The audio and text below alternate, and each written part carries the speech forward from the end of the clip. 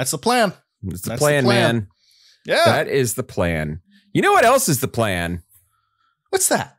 Hey there, everybody. Welcome back to Pixel. My name is Kevin. With me, as always, is Phil. And on today's show, we are finishing Sacred and Terrible Error. Woo. Yeah. This book. This Kevin. book. It really is like, it's like, it's like facing off against, I want to say, like a Punch-Out guy, like, you know, like Great Tiger or Bald Bull or one of those really racist ones. Yeah, yeah. Just like, and they're going around the ring and just punching you, and you're just going, that's this book. That, I mean, that's actually incredibly astute, not just for that metaphor, but for the level of Cold War era nonsense that goes on in this thing as well. So it works on both levels. It works on multiple levels. I want to say that was my most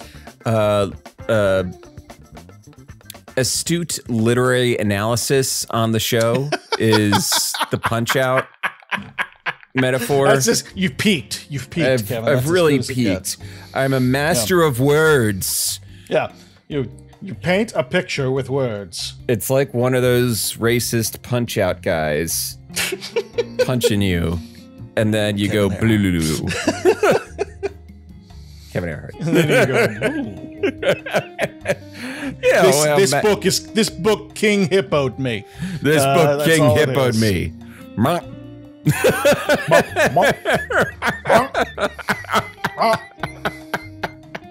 God, I love that fucking game. Oh God, that's great.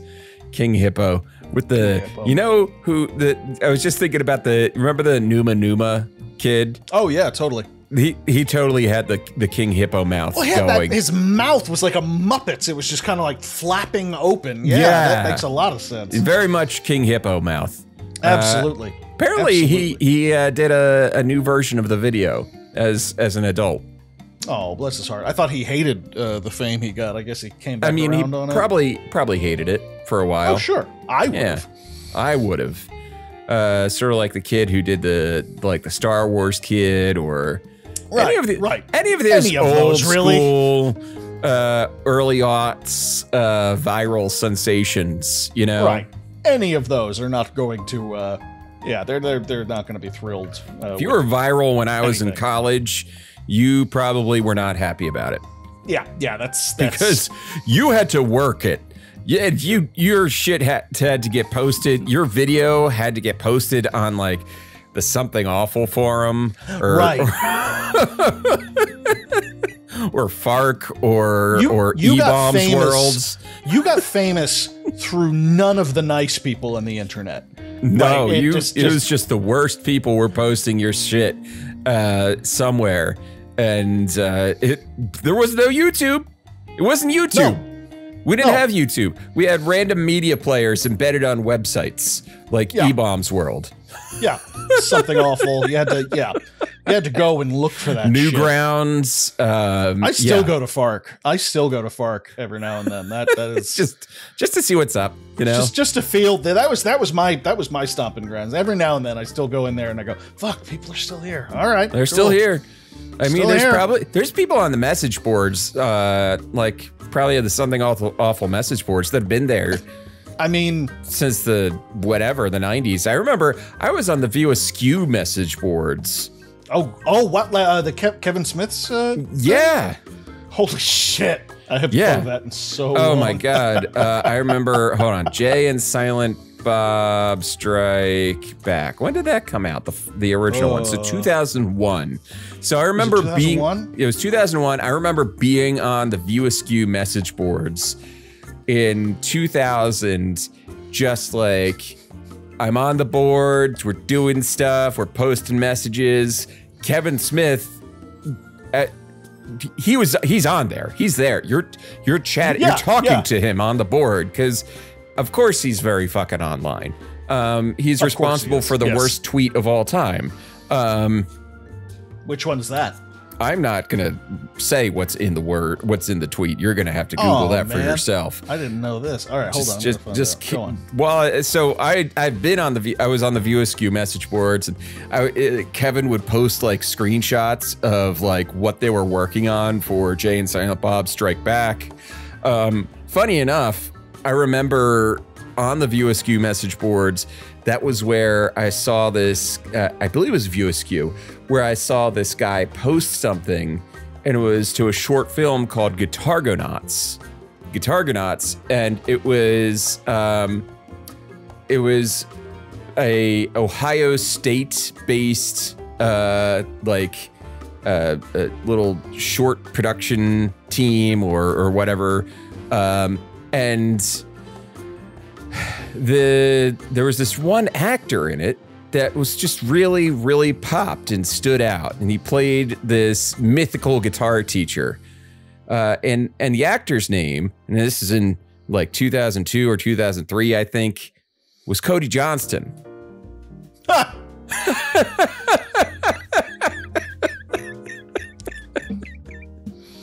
Cody. Now, here's the funny thing, is that years later, Phil and I would become friends with a gentleman named Lee Keeler, who was close with Cody Johnston at Ohio State when he went there. And then later, Cody Johnston becomes the Cody Johnston that we all know and love today. But my first experience with Cody Johnston was seeing some random guy posting Guitargonauts on, I think it was the View Askew forum, or it had to be View Askew. I really wasn't on a whole lot of forums then. But I just read the worst tweet ever, and yeah, I see why you. I'm not saying it. Are you saying it? No, man. This is awful. This is awful. If anybody's interested, just Google Kevin Smith worst tweet ever. This is it's nothing. Here's the thing. I was like, God, what did he do? Drop the N-word or something like that? And it's like, oh, it's not that bad, and yet somehow worse. Somehow worse. Not that bad, and somehow worse. Yep. That's actually a pretty good review of our show. And you know where you could support that show that reviews like that? There's a website for that. Yes, there is. There is. It's patreon.com/pixelatpod. Yes. Now, Phil, what do you get if you go to patreon.com/pixelatpod? If you head on over to patreon.com/pixelatpod, you will be inundated with malware. No, sorry, that's not it.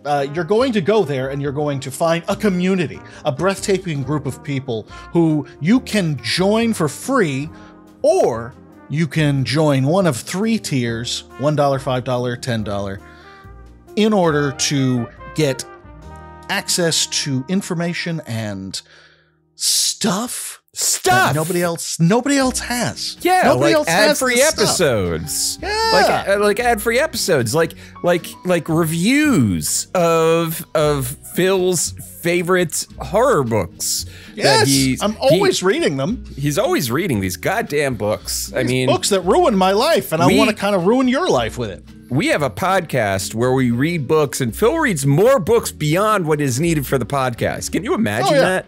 It's too many books. It's too many books. Too many books. His wife agrees. She's not thrilled. And hey, at the top tier, you get all that. You get all that at the top tier, at the Geek Scholar tier. Also, you get shouted out. So I would like to shout out our top tier: Ruthless Mutter, Jesus Loves You, Kyle Seaman, and Friendly Friend. Looking at you, friendly friend. Looking at you, friendly friend. Thank you so much for being a friend. And that's /Patreon shill over. So yeah, Phil, what do you say we put this goddamn book in the marsh? Let's sink it. Let's do it. Let's put the body in the pail. Oh, that's good. It's good. It's topical because it's the book. Because it's the pail. Yeah. This ain't ain't reality TV. This ain't reality TV. We begin with chapter 14, titled List of Absentees. Therese and Khan are in a traffic jam trying to leave Vasa, while Khan thinks about the last time he felt that the world had possibilities, 20 years ago. He has imagined that Malin has been with him all this time, walking beside him, listening to him, and laughing at his jokes. He remembers that after that night, the girls returned to Vasa on the 15th of August and never called the boys, despite what they had said that they would. They even went to Charlotte's Y'all Beach 3 times without them during that period. Uncool. On the 28th, the 28th is the day that Therese called them, and their mother said that they were at the beach. Jesper convinced the other two that to not go find them because it wasn't cool. It wouldn't be cool to go. Like, they have to come to us. We can't go to them. Mm-hmm. 15 minutes after that phone call, the woman at the ice cream parlor was the last person to see them alive. Therese and Jesper would get into a fight 2 days later over Jesper holding them back from going to the beach to find them. Khan then thinks to the aftermath that 2 days later, while they were at the cabin, they could hear search parties calling out the girls' names as they walked through the woods. And at the time, Khan and Jesper were staying with Therese over the summer at Therese's dad's cabin. After 4 days of searching, the volunteers were sent home. We cut over to Jesper, who internally in his mind admits that perhaps he is a pedophile. Good for you, man. He returns. He came around to it. Yeah, he came around to it. He returns to the Have Sanglar Hotel, and the person at the front desk tells him he got a phone call about the ad that Khan had placed in the newspaper. We flash back to the aftermath 20 years ago. The boys disappear into the chaos of the investigation in the mourning period. They end up telling a police officer their story of their time with the girls, which leads to the cops interrogating Ziggy, who they bought the drugs from. When they talk to the cops months later, the cop says, "We have to get used to the idea that they are dead." Ultimately, Vidkun Hurd is tried for the disappearance, even though he had an alibi simply because he had committed a similar crime. The sex offender registry is introduced. The media eventually moves on, and the boys started avoiding each other. Khan ends up dropping out of school, and Therese moves back to Grad. 15 years later, Jesper finds an underage model and begins dating her and pretends Khan doesn't exist at a restaurant. Therese is a cop taking random trips to Charlotte's Y'all, and Khan becomes obsessed with the idea of things disappearing. Khan is in the backseat of the car listening to the radio talk about the nuclear weapon that has been dropped on Revachol. And he says that there is one more thing to be done. We are introduced to Ann-Margret Lund and her personal history in all this, and how she was a former model who had 3 kids and then became a politician. Then she had the 4th child, which quote unquote disfigured her. And despite her body at this point seemingly mostly contracted back from motherhood, she feels like a void, a shell of herself. I don't know what the vibe is from the the first 3 kids are fine, but the 4th one disfigured her. Right. Like that's now remind me what the age differences with the girls are. So the 3 girls are born one right after each other. They're like 14, 13, 12. And then the next youngest one is 4. Okay. So we know that some time has passed there. So maybe this last one really did a number on her because of her advanced age. I don't know. I think but yeah, that clearly. But it is funny to think of it like that, where it's like everything else is fine, and then the very last one, that was the one that fucked me up. Yeah. Yeah, and like the idea of disfigured, it doesn't really go into much detail what that actually means. No. So I'm not maybe totally. Maybe it disfigured her mind. Who knows? Yeah, who knows? Each of the boys had visited her independently to offer condolences, even though Jesper denied ever doing such a thing. And there's a quote: "As far as Ann-Margret was concerned, The world had ended 20 years ago and had left her to do housework. And it's just, there's a very gutting passage about her life with just grief, where her life just becomes, she just putts around the house. She cleans it. She tidies things. She sometimes takes a nap.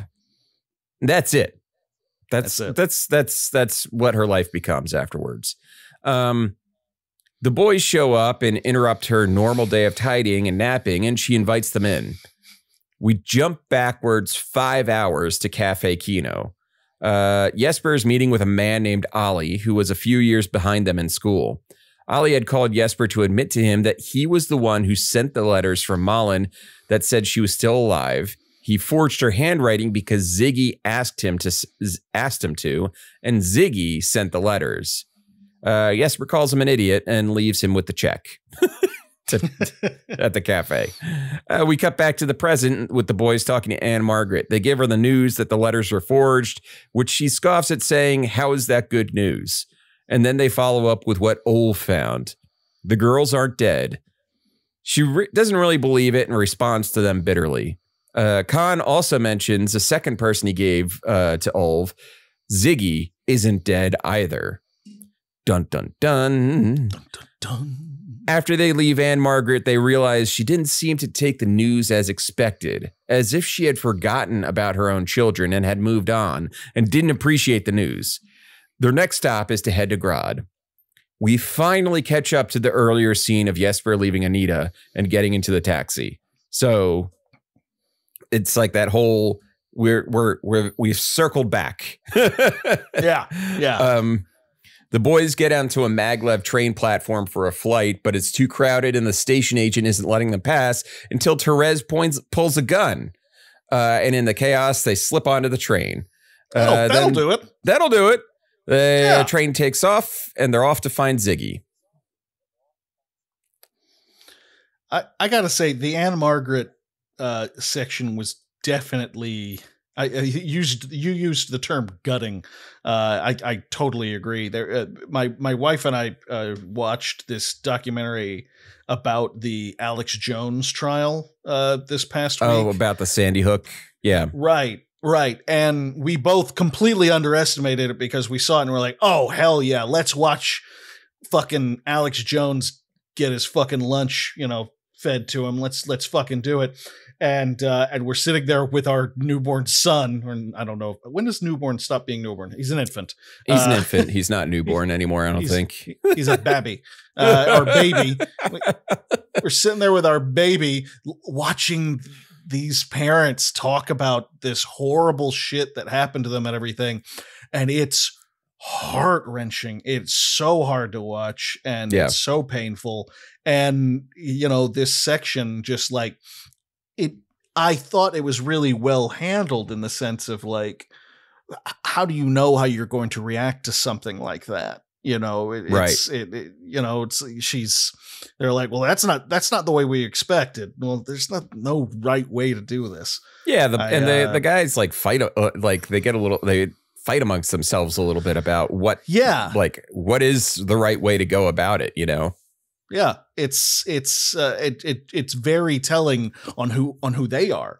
It's just like, I kind of lose some, I lose some sympathy for them at this point a little bit, because it's like, well, you guys have obsessed over these girls and you definitely have some insights there, but you didn't really know them. Right. Like it really does kind of pull the curtain back a little bit on like how much obsession over these girls is okay, if you will. Right.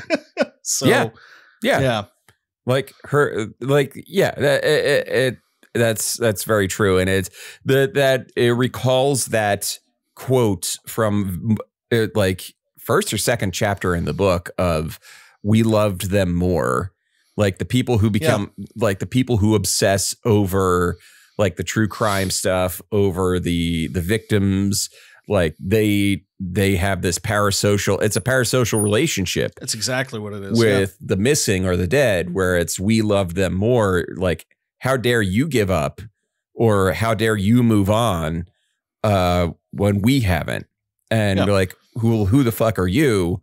Like, you spent part of a summer hanging out with them. Yeah. And yet you're still trying to take ownership over their memory, over them. Yeah. You didn't know them. It does draw the curtain back a little bit, where at first you're like, wow, this is kind of these boys and this lovesick thing that never quite left them. And you get to this point and you're like, oh, guys, we need you guys to get a hobby. No, totally. A different hobby. Yeah, I agree. And it's something, and we have plenty of book to cover, but it's these things, these small moments of character and human interaction and understanding are to me, the best parts of Robert Kurvitz's writing. Yes. Yes. Now he does have the huge big swings as well. And they're fine and dandy. And I know a lot of people love that stuff. But to me, for my money, the best parts are these little things. This moment with Ann-Margret, which isn't, it's just about these three dudes showing up out of fucking nowhere to tell them that, hey, your kids remember your kids. We remember your kids. They might not be dead. And not getting the warm welcome with that information. Like, that they what? Were hoping You're not giving us like you're not giving me any other information. Be like, so they're missing for 20 years. Like, what's the yeah. So yeah. So we move on to chapter 15, which is chapter 15 it's weird. It's almost like a false ending to the book because it wraps up a lot of like little things of what we're gonna like. Here's kind of like all these characters. We're not gonna hear from them anymore. They're out. They're done. We're moving on to some weird shit after this, right? It's so chapter 15 is called Mold. And we learn in chapter 15, Derek Trent Muller sits in a catatonic state for 2 more months after this and then dies. Ari Åkerlund, who is Jesper's colleague, creates an ad campaign for the ZAM transportation giant called Escape. It's not too late. So like even in the end at the end of the world, these like transportation companies are like, capitalizing on it. Absolutely. Conrad Gessel, the documentary filmmaker, around that time releases his documentary to little fanfare because people want lighter fare at the cinema. Eventually, though, the film finds an audience, but it's Gessel's worst nightmare because the audience is the Nazi sympathizers that relate to Vidkun Herd. We get a wrap up on Sven von Fersen, the guy who bullied Khan, who comes out of the closet and begins writing a lot of articles. We get updates on the status of the war, the one Grodd started, but now is on the losing end of. We cut to Alia Khan, who is Inayat Khan's mother. It's now 4 years later. So it's 4 years after this night where they leave. And she hasn't heard from her son since the night he left. Khan's mother stays in Vasa when the Pale arrives. Anita, Jesper's girlfriend, ends up working at a munitions factory and then becomes a leader amongst the refugees. There she meets Ari Åkerlund, who arrives fleeing the Pale. The munitions factory is found by Mesk and destroyed, and Anita is killed. It's now 6 years since the boys drove into the night. Ann-Margret Lund sits in her house and lets the Pale take her, not thinking of the past as it comes, and she turns into a protein mass. That's horrible moment. It's just a real downer moment. Yeah. And this is a book full of downer moments, but it's a book full of downer moments. Like the whole thing about there's an entire story about Anita going from abandoned fashion model to this leader of, these refugees, like in that time period. Like there's this micro story there. Yeah. It takes place in like a paragraph, and it's like she starts here, she gets here, and then Mesk, who kind of becomes the country of Mesk at the end, becomes the villains of the story, so to speak. And we'll get into that. There she is. There's the Munchkin. Hey, Munch. Hello. As you were. Bye. Sweet kid. She's the best. So yeah, as we kind of get into some of the more the big broad picture stuff, chapter 16 is called Entreprenaut, and we go back 6 years before the Pale arrives on a different Isola in the year 72 to a man in a one-person tent. The man limps out of his tent, and it's his birthday today, and his name is Sigismund Berg, and he's turning 39. It's Ziggy. He's alive, and he's living inside the Pale. He sees an ibex near him, and it walks past him. He begs it not to leave, and then it just wanders deeper into the Pale. We cut to 21 years ago. Ziggy comes home from selling drugs to high schoolers in Vasa. He's drunk, and he picks a fight with a trash can. That's right. That's right, Ziggy. He walks through the suburbs, casting angry glances at the wooden houses in the suburbs, thinking that coziness is bourgeois. It's the level of self-parody. He's like this weird, like how the same way that William Shatner became a parody of himself. That's what we're dealing with here with this guy. He is a parody of like every tanky that you've ever really known. Absolutely. Like absolutely. Everything is bourgeois, and only violence will solve it. Ziggy picks the Lund house, coincidentally enough, to throw a brick through the window because he sees the dad sitting there just reading the paper. He's reading a paper that's just called like Capitalism. Which is admittedly a little bourgeois. That's a bit bougie. Come on. That's a bit bougie. Sure. Come on, Carl. Fine. That's a little bit too much. Fine. Fine. So he throws a brick through the window and shouts that he wants the world to end. And he starts to run, but his sneakers are not quite able to get traction, and he's drunk and he's kind of out of shape. So pitiful. Carl Lund, the paper entrepreneur, is in his 30s and in extremely good shape. He runs after him. They trace through the suburbs and the train platforms before Ziggy hops up onto a roof despite tearing up his leg muscles.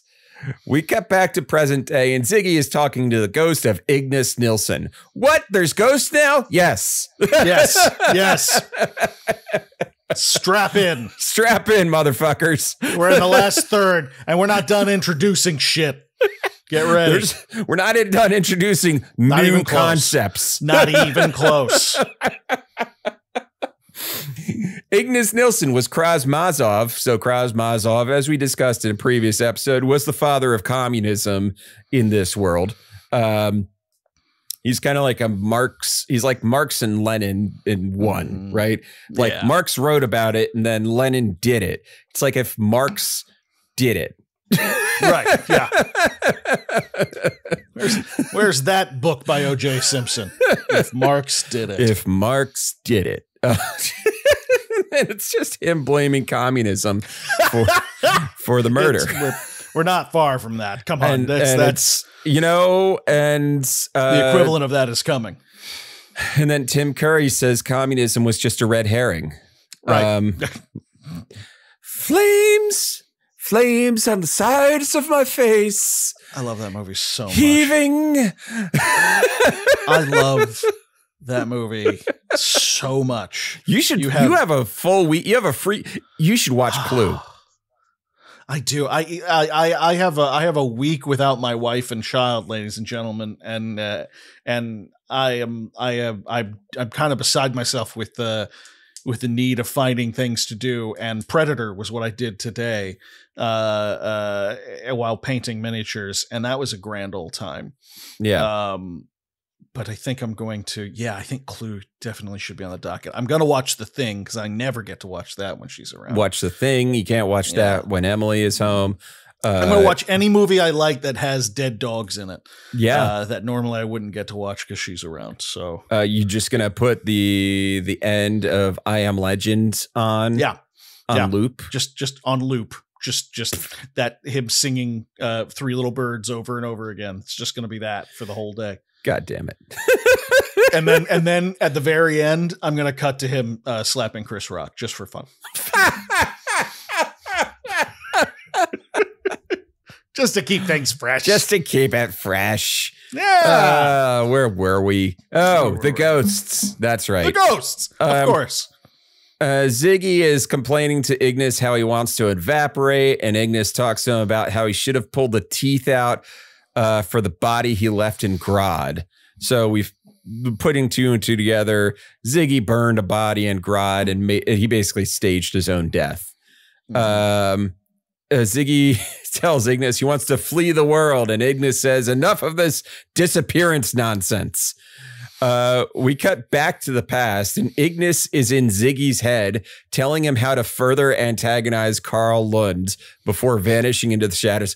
And this scene is amazing, where he's like, Ignis is like, say something, like cut him down, and he's like I'm going to nationalize your property, and that's Ignis is like, no, not that. You don't know what the fuck you're talking about. He doesn't know. He doesn't care. It's stupid. Shut up. Shut up. Say something better. Fuck it. No one cares. No one cares when you call people. We get into that more later. Later. It's one of my favorite parts in this whole book. No one cares. No one cares. In present day-ish, because what is present day anymore in this book? Ziggy and Ignis are talking shop about the end of the communist revolution and Krasmazov's suicide while Ziggy is walking down the road. And they pass by a place where only 2 weeks prior there was processing happening for metals. Ignis goes on a rant about how all things were possible through communism and how everybody was happy. And he gets into this huge rant about about brothers trusting brothers and da-da. And while he's getting so excited, and this is actually a really important moment in the book. He's talking about people being happy and working together for a common goal. And as he's talking about it, the pale recedes. Yep. The pale recedes when he talks about the happiness of people working together for a common goal. And then Ziggy's like, shut the fuck up. And Ignis is like, fine. And the pale comes back. Yeah. Yeah.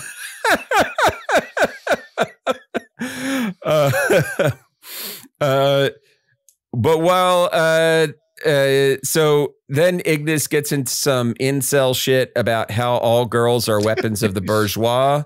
He sure does. He sure does. He sure does. Ziggy points out how much of a monster Ignis was. Like, you're just like, oh, Ignis. He was just Ignis was Krasmazov's. He was Krasmazov's school teacher. So you're just like, oh, he was like a teacher, right? Like, no, he was also a vile man who would sharpen the branches on trees into spears, like just so the trees were all pointy and shit. And on each branch, he would impale an enemy soldier and leave them there. And there would be forests of just impaled people on trees. That's what Ignis would do. But Ignis calls Ziggy a monster too. So, who knows who's worse? Who's really the monster here? Who's really the monster here? Gotta get into my stash here. Oh, he's reaching back. necessary mini fridge for podcasting purposes. You sure do, buddy. And you got yourself a cider right there. Yes, sir. Are you a real cider drinker now? I'm a seltzer drinker now. Yeah. It's seltzer. Just Happy Dad. This stuff is so fucking good. I swear. Yeah. I really do. And I mean this sincerely. I'm going to need numbers from you so that I can actually approach them. Okay. And try to get them to sponsor us. Cause that's, I'm basically always having a Happy Dad when we do this show. Phil is sponsored by Happy Dad. Might as well get something out of it. I mean, yeah, it's true in many ways. So they continue going back and forth. And Ziggy thinks about how he's been an entreprenaut since the disappearance of the Lund girls, which entreprenaut. Great word. Yeah, it is a great word. Entreprenaut is basically just like a person who goes out into the pale. That's all it is. He mentions that the world would have been better off had Ignis not existed. Ignis retorts that Ziggy has done plenty of rampaging himself. Ziggy continues on without Ignis. He kind of leaves him there. And then he comes across a herd of ibex. He can tell the pale has destroyed the ibex's mind. And Ziggy laughs because he has special powers. He then kills the ibex with a knife. Slits its throat. Cool. And you know what else is cool? The products and services that might sponsor this podcast? One of these days, maybe. One of these days. Man, we're back. We're back. What was that sound? I don't know. No one ever will. No one ever will. Because guess what? It's chapter 17, and we're talking about the Harnan Core. We're 150 years in the past. During its launch ceremony for the Harnan Core, the airship named after the famous opera singer. Who's the opera singer? We talked about her in an earlier chapter. People thought she had disappeared as well. Nope, she had just drowned in the river, and then they found her body bloated. So basically it's weird. This chapter's weird. It's not very long. It's just about how the Harnan Cores, the memory of the Harnan Core has faded over time, right? So, to the point where the only people who really think that it exists are desperatists, who are the people who are obsessed with disappearances, like Khan. So that's like the only reason it's like, so Khan has this model of the Harnan Core, which is, it's just, this chapter is just here. Don't worry about it. Yeah. Don't worry about why the memories of the Harnan Core have faded over time. Don't worry about it. Don't worry about it. It's just like the commissar thing, right? Where the commissar disappeared from the photo because he was edited out, right? It's just like that. That's the only reason. Same thing. Chapter 18 is called 3 Meat Pierogies.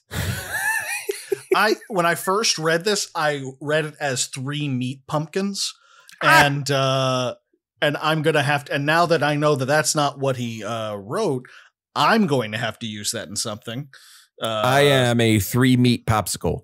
That is to. Oh, that's another movie I ought to watch this week. Yeah. Oh, that's a good one. That would be a good one.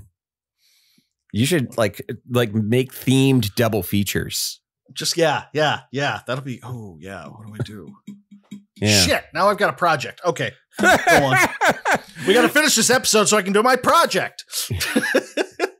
Oh, I'm tasting the Chinese food again.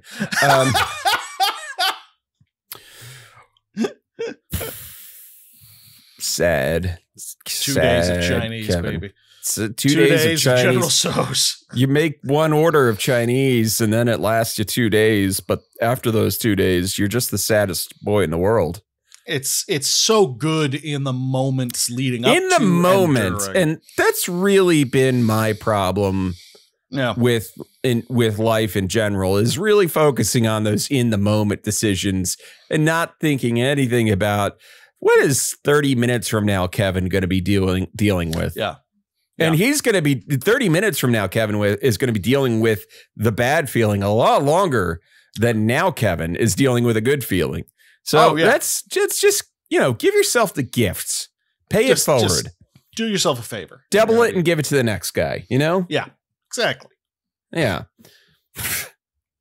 We're introduced to the character of Ann-Margret Lund, an oil billionaire with a propensity for collecting disappearance memorabilia. While observing the winter outside his high-rise window, his secretary patches through a long-distance call. We are now seeing the scene that we saw. It was earlier in the book. This is 2 years ago. It's the phone call from Khan. They talk about the Harnan Corps model manual and Khan was asking him if he had a copy from it. Ann-Margret Lund talks about how if it is an impossible object and the world no longer supports it, and how Khan needs to keep an eye on it at all times. And when he's not looking at it, he must think of it. We get an interstitial. 2 years later, in the Pale, an abandoned campfire and gnawed animal bones while wrecked crawler machines sleep in a ditch. Back at the phone conversation. Yeah. Khan admits to understanding what Ann-Margret Lund is talking about, the sensation of something disappearing, lost and disappearing, and it all started with the girls. We get another interstitial where there is a broadcast being announced using some sort of alphabet, footprints, and something escaping from a padlock. We go back to the call. Ann-Margret Lund mentions she sold his Harnan Corps model to Ziggy 10 years prior, but Ziggy never changed the registration with the auction house, which is why Khan called, because the number that he had for the prior owner was Ann-Margret Lund and not Ziggy. And then Khan gets hyper-focused on this because we know Khan has ADHD, because Ziggy had been said to be dead in 57, but Ann-Margret Lund sold him the model in 59 or 60. The boys arrive on the other end of the train trip after a week.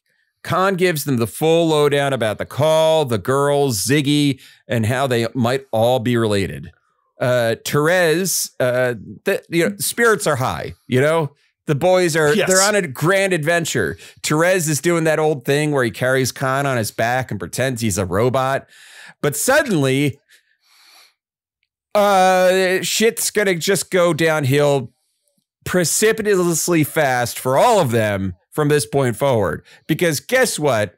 You know how Therese was pretending to be a cop and using fake IDs throughout the entire prior 200 pages of the book? Well, it catches up to him right now.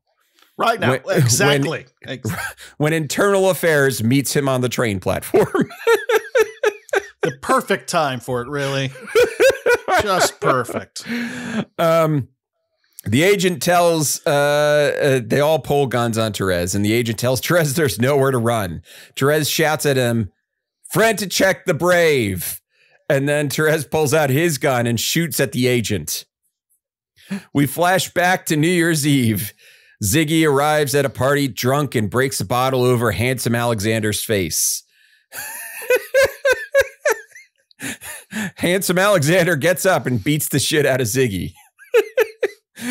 Present day, but what is time anymore? The Internal Affairs agents shoot Therese 3 times. He seems to be dying, and they punch him and start beating him and then dragging him off.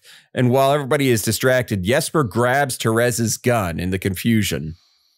Back in Ziggy time, he's being physically thrown out of the party after the fight with Handsome Alexander.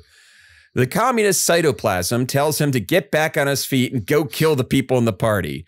At the very least, calls them the bourgeoisie, to which Ziggy retorts, they don't care. To them, it's not an insult. It's just an old word. Yeah, I loved this. There's so much, because our author has described himself in interviews as a Leninist, as a full-blown communist. Yeah. But I love that he's not one of those leftists who isn't afraid of completely lampooning those people. Like, we all know this guy. It's great. Here's like, he's a leftist, and then he's like, but I'm gonna take the piss out of a lot of leftist like behavior in this book. the only person who hates leftists more than people on the far right are other leftists. So it makes sense. Yeah. Back to the future. Ziggy makes his way through the Pale, up and onto the roof of a hospital where he has an airship waiting for him. He climbs up into the airship and pulls all the stuff that he's gathered recently, and he takes off, rocking out to his Ziggy's Ride to the End of the World mixtape. And the I in Ziggy has like a little heart over it. We cut to the past. A girl labeled The Destruction in the Darkness hands him his rad jacket, mentioning that he's the baddest boy in school. In the Ziggy timeline of the present, he opens the toolbox on his ship and he pulls the same rad jacket out.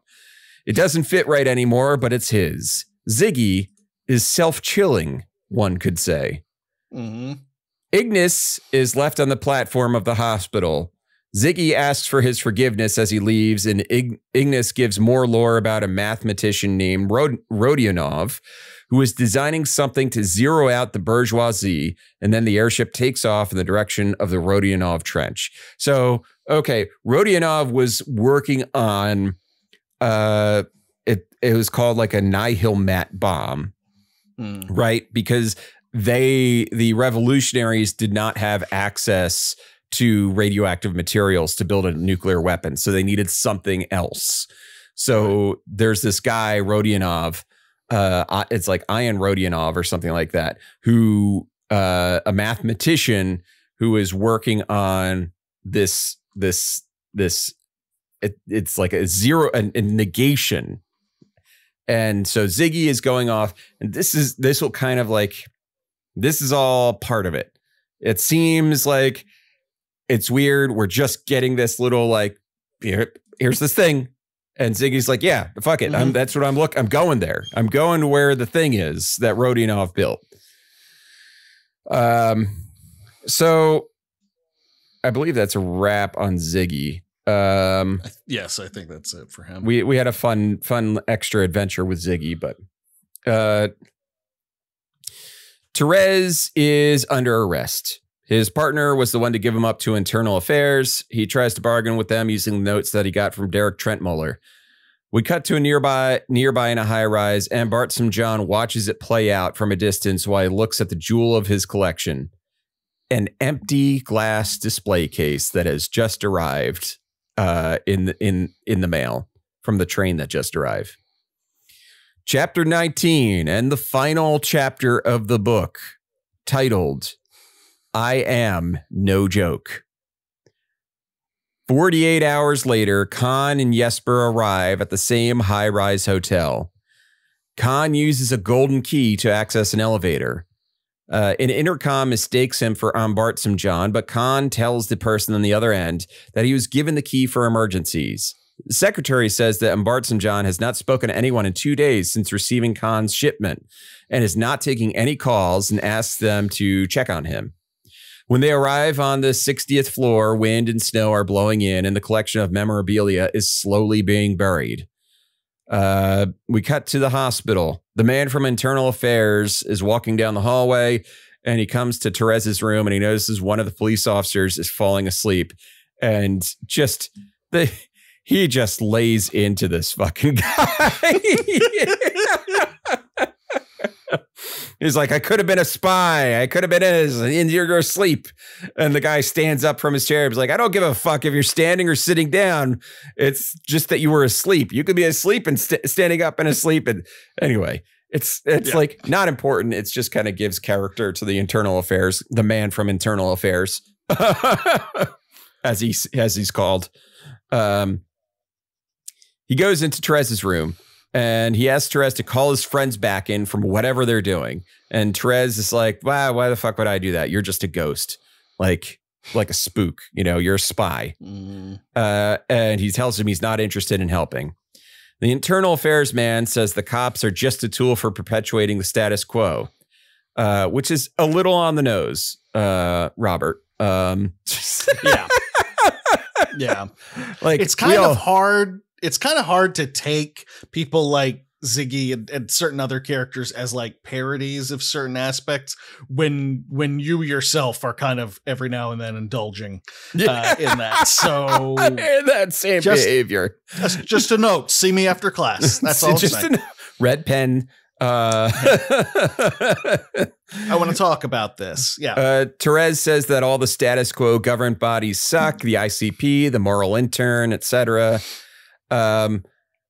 So Khan looks for Ann-Margret Lund, but he's not there, and he begins to smash shit. He's pissed off, and it seems like Ann-Margret Lund has backed out of their deal.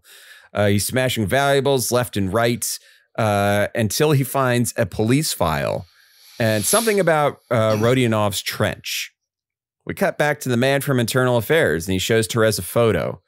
The photo was the photo that Derek Trentmuller took of the kids at the beach 20 years ago. In the photo should be the boys and the 4 girls sitting underneath an umbrella. What the photo shows is just the 4 boys and no girls underneath the umbrella. And this is given to Therese to look at after the guy from Internal Affairs says, listen, we had a guy come in and check the photo. He says it's not been altered. We checked the negatives. They haven't been altered. We had another guy check the negatives. He said they hadn't been altered. We had another guy check the photo. He said it hadn't been altered. But the girls aren't in the photo anymore. Khan, looking around, notices that the window in the high-rise is busted outward, and he tells Ishmael, the secretary, that Ann-Margret Lund jumped to his death and to give him 10 minutes before he calls the cops. Khan looks out the window that the man jumped out of and thinks about how he's not afraid of anything anymore. He then goes down to the hotel room that Jesper booked, and he sees Therese's gun laying out. He calls his mother long distance to tell her that he won't be coming home anymore. We cut to 2 months later. Out on a frozen plain, Jesper burns all the stuff that he had for the girls inside of a car. Just lights the car on fire. He's just walking out into the wilderness. Another month later, Khan continues his adventures through Grad. Things are getting bad, and Mesk is now invading the Grad Isola. Khan arrives at a wooden shack owned by Ziggy's father.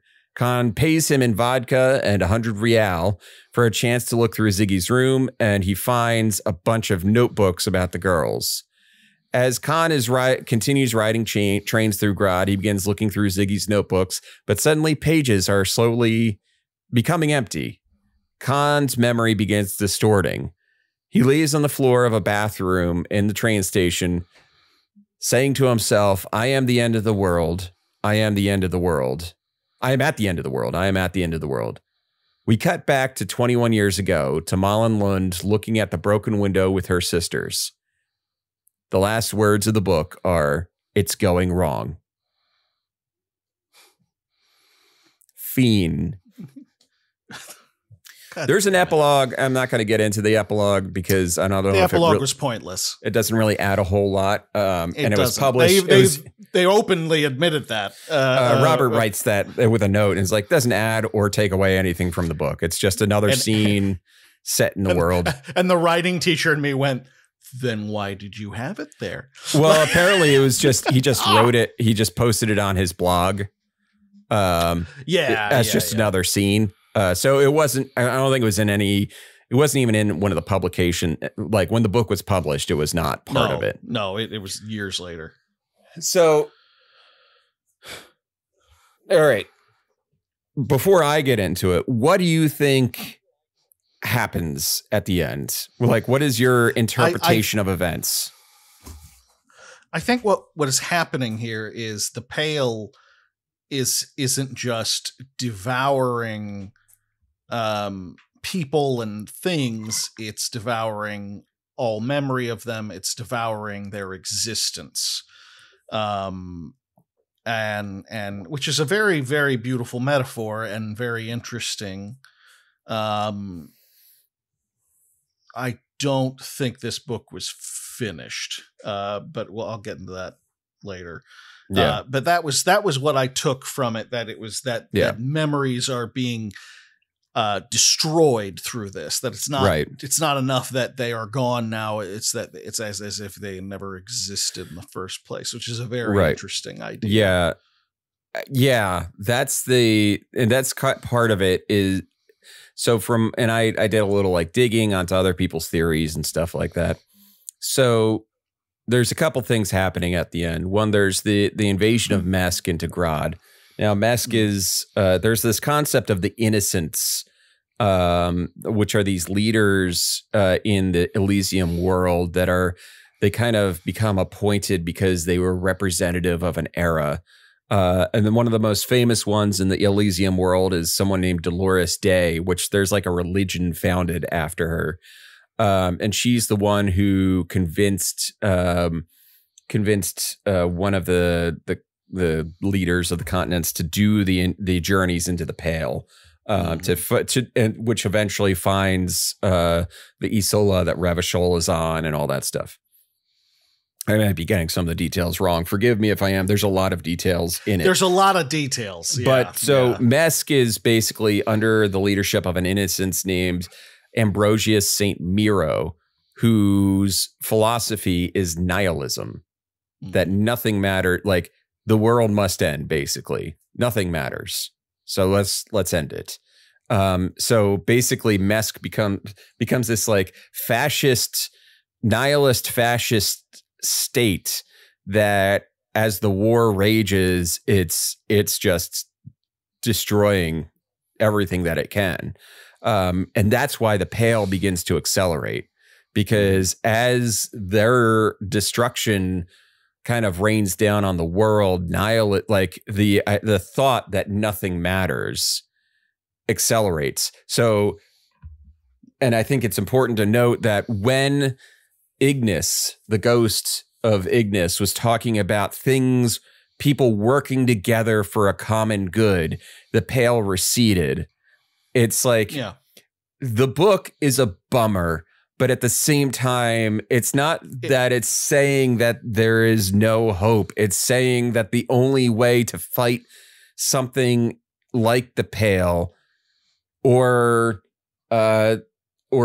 climate change or whatever is to work together for the common good and hope above hope and just keep fighting for that good.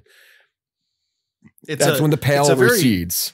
It's a very bleak book, but it's not a bleak message. It's not a bleak message, but it is a bleak book because clearly at the end, in chapter 15, we find out that it wasn't successful. Everybody died. Like the Pale came and took over. But the message underpinning that was it didn't have to be that way necessarily. Right. So that's one part of it. The part about the girls disappearing, Khan's memory fading. There's theories that, remember when it was said that Malin thought she was pregnant? So there's two things about that. Whereas one theory is that she was pregnant with Ziggy's child. And because Malin is the destruction in the darkness in that one scene. The other thing is that Malin was pregnant with a baby Pale. So something that gets established later in the game Disco Elysium is there is a 2mm hole in the world that you find in Disco Elysium that distorts memories and data. It destroys data that travels through it. The idea is that Malin they just disappeared. Like the girls, nothing happened to the girls. They just vanished because Malin was carrying the Pale within her. And part of the reason why they never called the boys is because their own memories were starting to fade by that point. because of the pail that they were carrying with them. That's like one interpretation of the events. I don't think there's any real specific reading you can take from what happened. Other than like maybe the girls exist somewhere at Rodionov Trench, and that's where Ziggy is going. Ziggy, by the way, has their ages, the ages at which they disappeared, tattooed onto his knuckles. He has 5, 13, is like 15, 14, 13, 12, 5 or something like that, written across his knuckles. So that's kind of it. It's interesting. The guys, it seems like the guys are riding high and then it all falls apart so quickly. And this all kind of like ties into the idea of the Harnan core, right? So that's why Bartsam John was like, you have to keep thinking of the Harnan core or else the world cannot support it. The Harnan core goes missing. So Khan ships the Harnan core model back to Bartsam John. And when it gets to him, it's missing because Therese has been shot. Khan is no longer thinking about the Harnan core, and therefore the Harnan core ceases to exist. And in that call, Bartsam John said he had another model of it, and it disappeared on him. And the reason why the memory of the Harnan core is fading is because it's not that people were covering it up. It literally was being deleted from people's memories because there was a photo of Anita, was it Anita Harnoncourt, the opera singer, standing on the platform, waving to the ship, but there's no ship in the photo. That she's just sitting there waving. Yeah. So, the whole idea is that the pail not only dissolves you into a protein mush, eventually it actually wipes your very existence out from time. It redacts you. It redacts you. Yes. There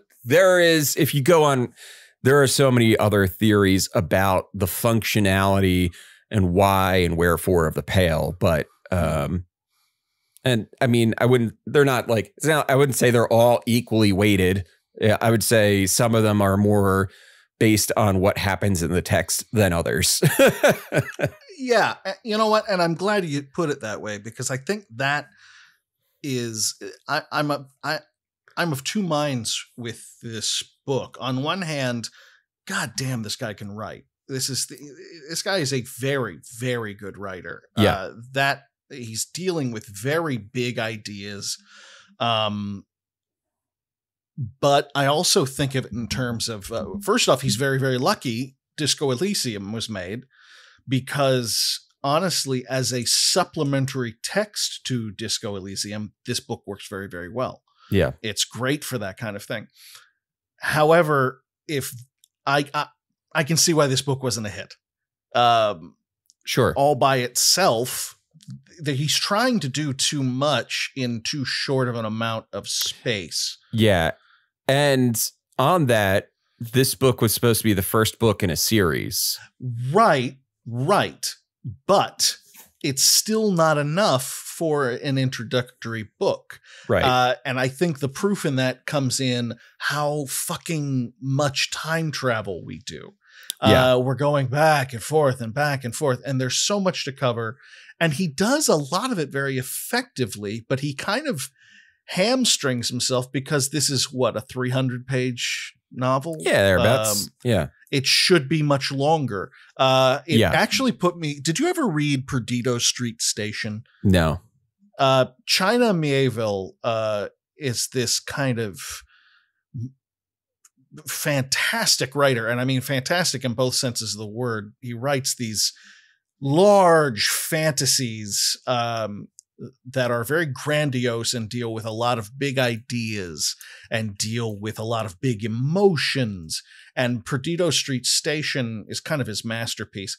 And it's a huge book. It is a long book, and it has to be, because it deals with love and loss and those big emotions, but it also deals with this great big strange world. It is anything but your standard gnomes and dwarves and elves fantasy world. Sure. And so he takes a lot of time to really get all of that in there, and it all works in the end, and it ends up being this epic novel.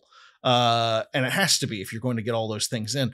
And I think that there is a chance for our author, I'm sorry, I forget his name, Kurvitz. Robert Kurvitz, yeah. Robert Kurvitz.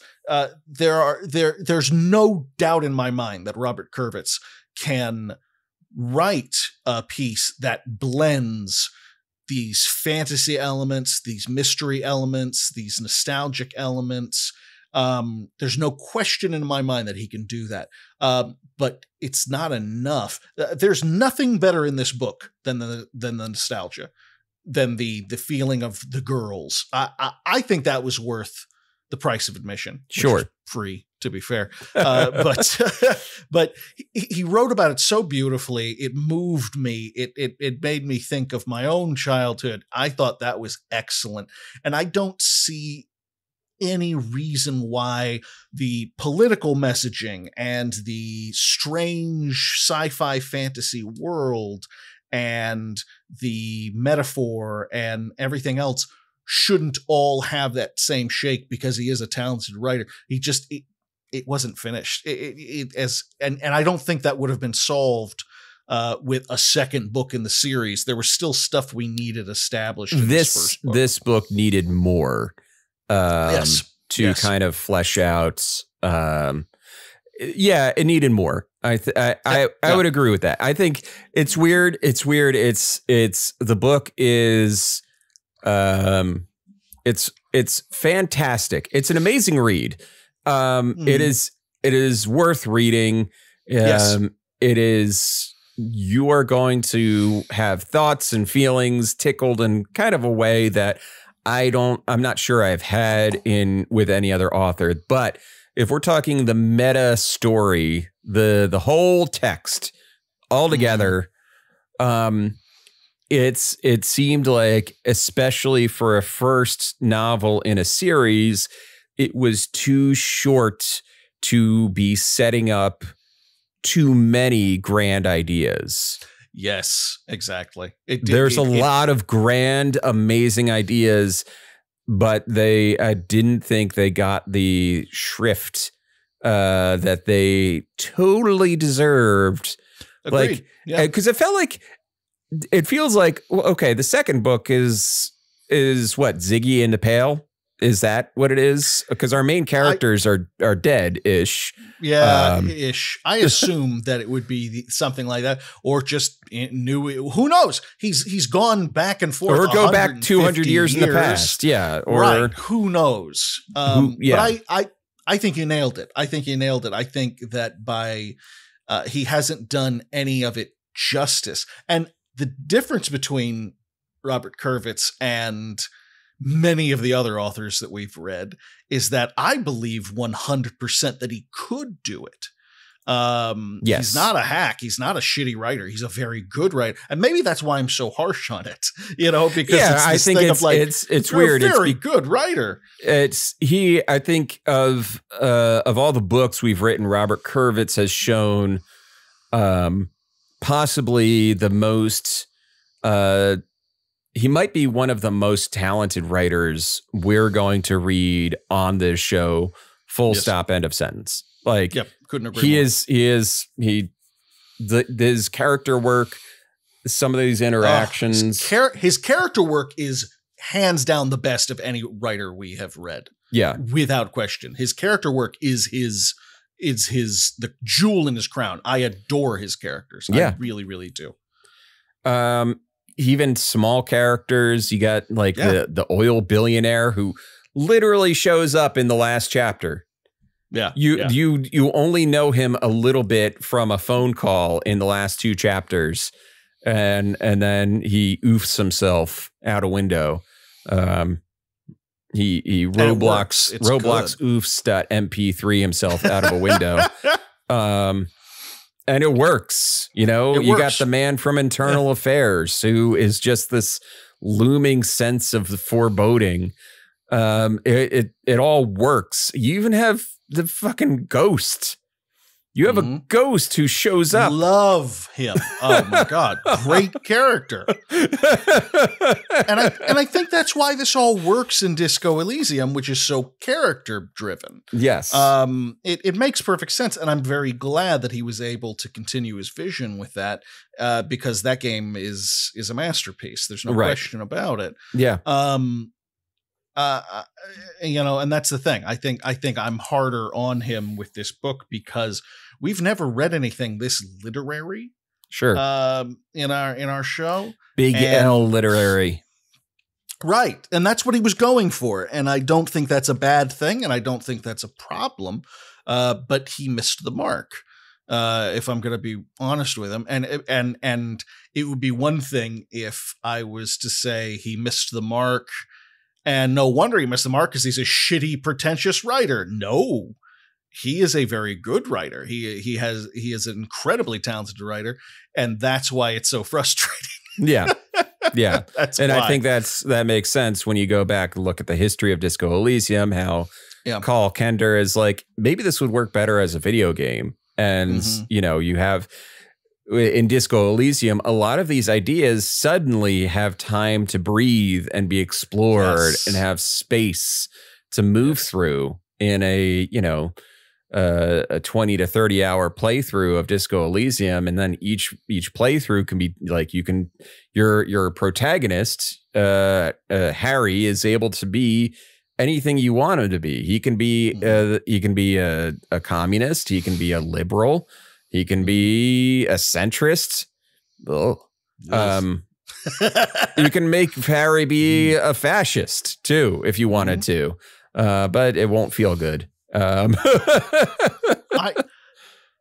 I hope that Kurvitz takes the time now that his studio is fucked and there's no going back to that world, because is that what the problem is? That's pretty much where. Oh yeah, Zaum's the studio still exists. He's not involved and also doesn't own it at all.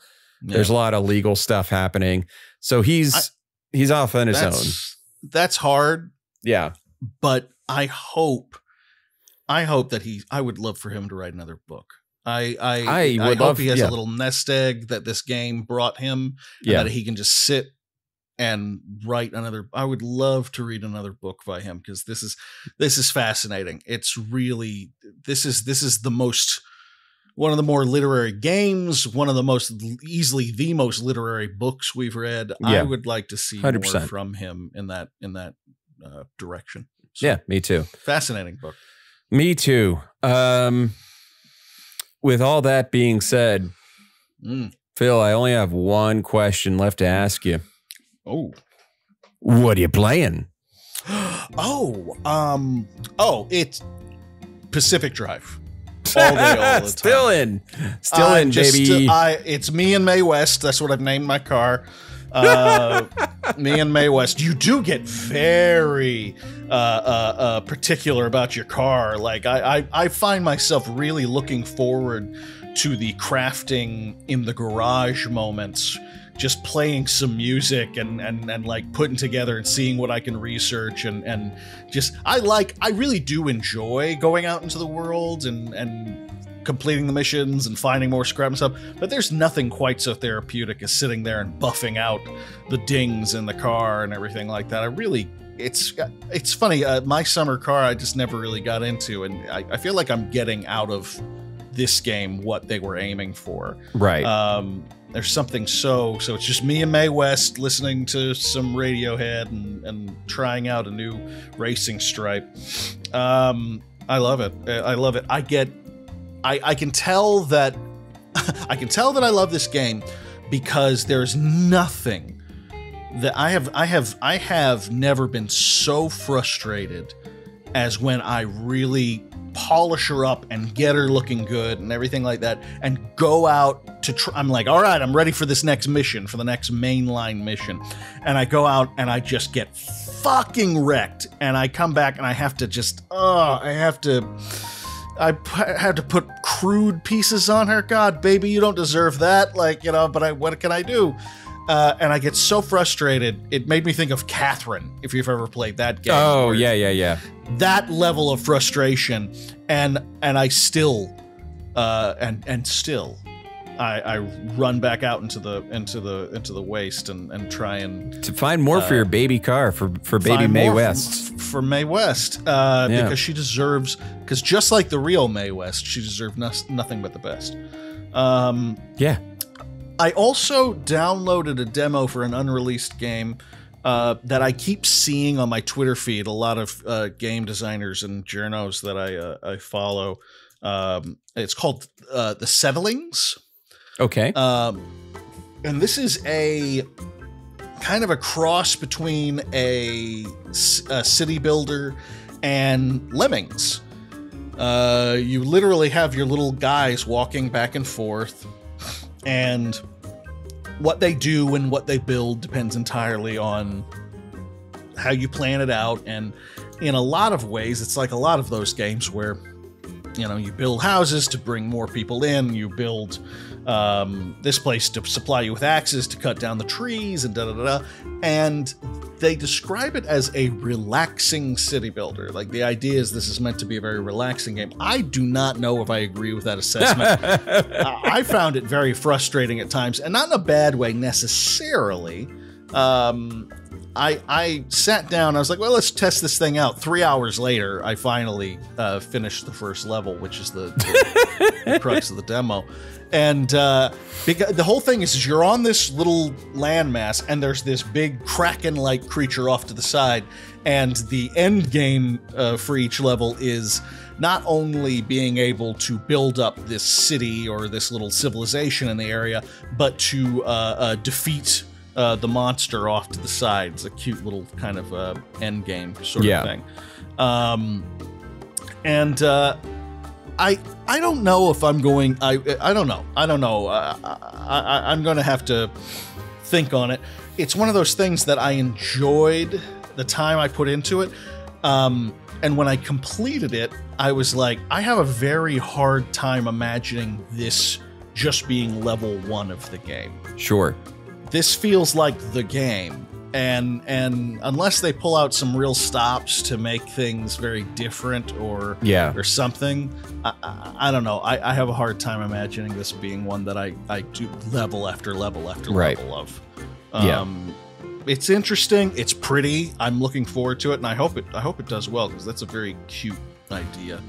I'm already thinking about sitting down and playing it again. So maybe I'm complete. This is how Aliens Dark Descent happened. So like, man, this game's a disappointment. It sucks.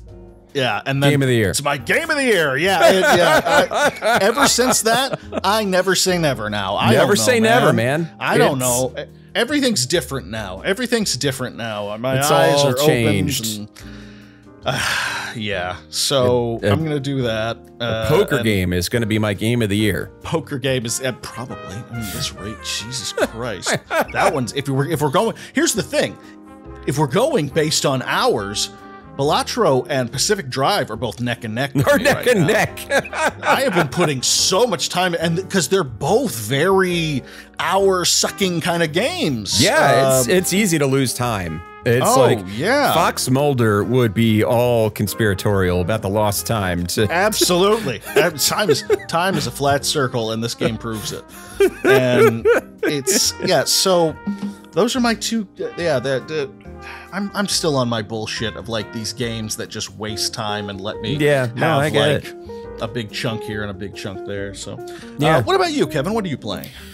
I finished my playthrough of Disco Elysium. Right on. I did a pretty thorough playthrough. There's some plot lines that I did not get to engage with. But yeah, it was good. It was a good reminder of like what is amazing about the game, and the way it ends. It's like the way the book ends and the way Disco Elysium ends. Disco Elysium, it almost feels like an echo of the way the book ends, but is also a lot more satisfying. It kind of pulls a similar move, but it feels more earned in Disco Elysium than it does in the book. Where in the book it kind of just feels like it's like a rushed write-off of the characters, you know? Right. Yeah. It's like, it's very much. Well, maybe we'll talk about them in the next book. Like, and then they all died. Yeah. So I finished my playthrough of Disco Elysium. I was a sorry cop again. No, I was not a sorry cop. I actually opted out of being a sorry cop, but I still was called one of the sorriest cops in the world because of how often I apologized. But I was a communist cop. Good. So yeah, we need more of those. And then I started playing Alone in the Dark. I definitely want to get into that. How are you enjoying that so far? It's a lot of fun. If you're looking for a Resident Evil-like to... I always am. Hi, Ripley. Yeah, she just came up to start biting on the microphone. Yeah, I got something to say. Oh, Here God. comes the tale. What if cats had podcasts? That would be... Oh, God. The most self-indulgent things ever. Good Lord. The only thing worse than white men having a podcast are cats. Would be a cat. Yeah, that would be the only thing to dethrone us, my friend. That's it. My God. So I knocked over a vase today. And that's the whole episode. They will talk about that for an hour and a half. Long episode today. Oh, don't know. It's a vase. I thought it was pretty short. So, Alone in the Dark. It's very Resident Evil-y, or Resident Evil is very Alone in the Dark-ish. So what can you say? Alone in the Dark is gonna feel like one of the Resident Evil remakes. It's specifically gonna give you our Resident Evil 2 vibes. Because it has there's 2 campaigns to play through. One is as the detective, and one is as the niece of the guy Jeremy that you're trying to find. And I really like it. It's a lot of fun so far.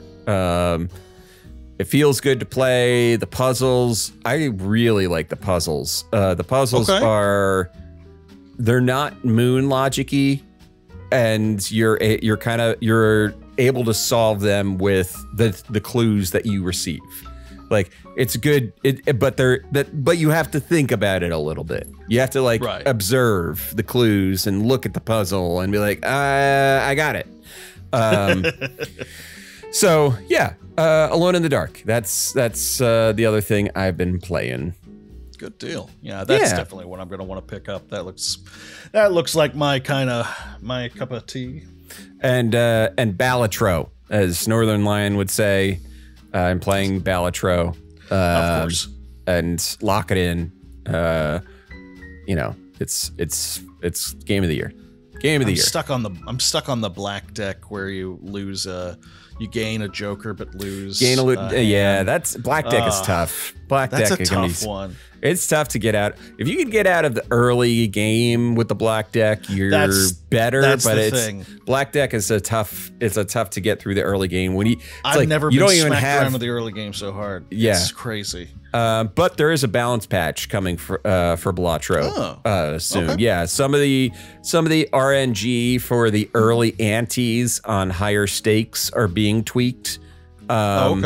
Because Local Thunk was like, yeah, he realized that at some of the really hard difficulties, it's just like or some of the early stakes are just not fun because it's just constantly restarting until you get a decent start, a decent draw from the store. So he's tweaking that, tweaking some stakes, and tweaking some of the cards. Like the 8-ball card is getting completely changed because I love the 8-ball card. You love the 8-ball card? Is that the one where you is that the one? If you have 2 or more 8s, you get a planet. Yeah, I love it because I'm such a planet whore. I love it. I never win with it. It fucks me over every time. That's the thing. Certain jokers pop up and I get so excited and I love their gimmick and I want to do the gimmick and it fucks me in the end. So yeah. Maybe I shouldn't complain. That's Balatro for you, or Balatro. Whatever. That'll do it for tonight's episode. Follow us on Patreon, Twitter, Blue Sky, Instagram. PixelitPod is the way to get there. Otherwise, on all the podcast platforms, give us a 5 stars or a thumbs up, or do the thing. Share us with your friends and family. It would be greatly appreciated. That'll be it for tonight's episode. Have a good night, everybody. Good night.